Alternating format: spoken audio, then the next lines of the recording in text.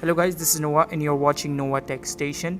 So guys, in today's video I have a little update for you guys regarding to the iPhone 12. So guys, if you haven't seen the April event, yesterday Apple launched a new iPhone 12. It is same as previous iPhones from the specification side, but the new thing is that is the new purple color. Now you have one more options in colors, and Apple already uploaded the trailer on their YouTube channel of the new iPhone 12. Okay, so let's review this trailer. By the way, I like this purple color of the new iPhone 12.